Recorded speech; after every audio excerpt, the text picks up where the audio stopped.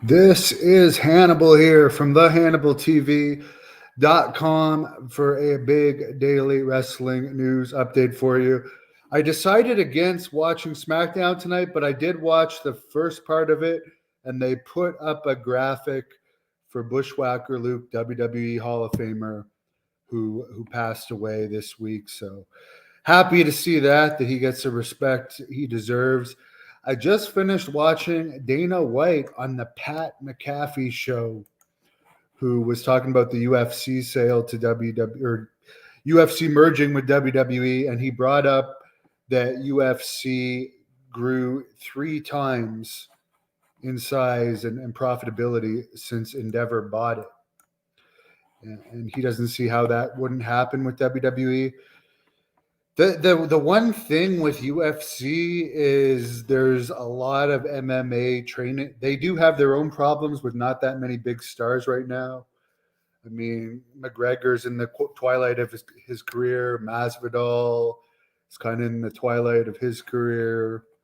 John Jones will be around for a bit. But I mean, it just seems like as far as future MMA fighters, every town has MMA gyms where wrestling there seems to be more of a serious problem with creating their own stars. They're doing a good job bringing in guys like Logan Paul and Pat McAfee, or however you pronounce his name, sorry, um, to be the stars that they can't create on their own anymore. But it'll be interesting to see if they can make WWE three times as large in the next 5 years. That's a big job considering they've got John Cena now winding down, Brock Lesnar winding down, Roman Reigns. He says he'll be around for a while, part time, but I see that as a bit of an issue. He also talked about Power Slap, that he's very determined to make Power Slap a success. And for the past 3 days, he's been in Miami, where UFC is taking place tomorrow night, talking to sponsors about Power Slap.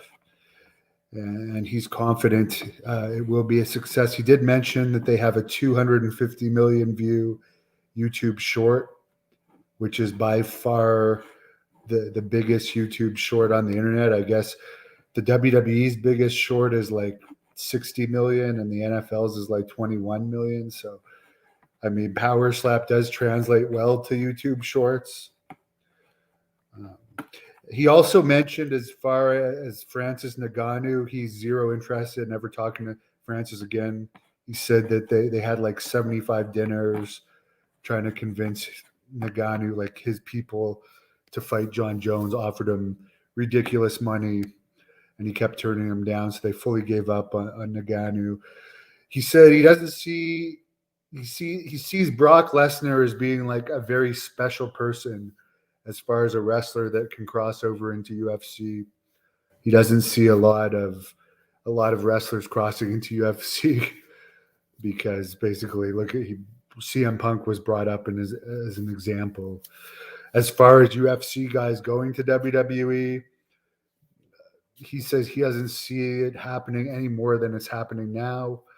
But we'll see what the Endeavor owners have to say about that, because I mean, there's a lot of people. As I said, I watched George Masvidal's interview yesterday, and it was more entertaining than any of the recent interviews I've seen in WWE. So maybe Endeavor would like actually push for some of these bigger stars like McGregor, the Masvidals, or even John Jones down the road to become wrestlers as well. You never know, especially with the difficulty in making new stars in wrestling.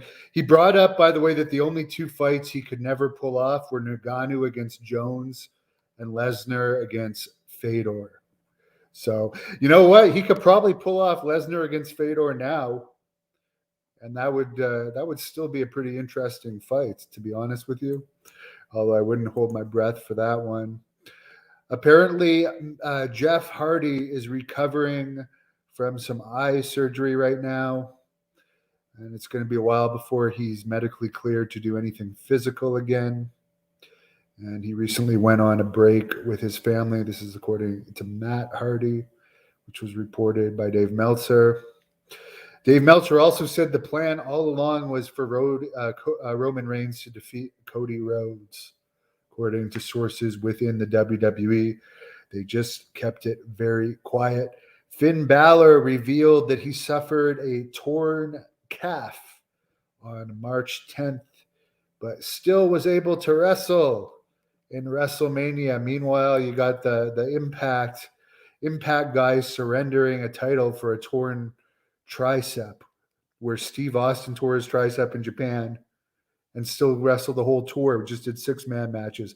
I tore my chest like 2 years ago, maybe a year and a half ago. I don't even really remember. And I wrestled the next month. I'm not saying that you can continue wrestling without fully rehabbing a tear, but it's bizarre that companies would rather have talent forfeit a title than have them just do a quick match and drop a title. It boggles my mind. I mean, a tricep tear is not totally debilitating. You could still have a match and drop a title, but you know what? I'm not going to watch Impact anytime soon. I just have to. It's funny, we hardly ever see news reported about women of wrestling, and it usually gets 3 times the ratings of Impact in New Japan and bigger than MLW, which hasn't been doing great for ratings lately. But for some reason, women of wrestling get shunned for whatever reason. Hello, James. Thank you. I wish all of you guys a great Easter weekend too. Dark background effect. That's just me being too lazy to get up and turn on a light. And also Piper's sleeping beside me.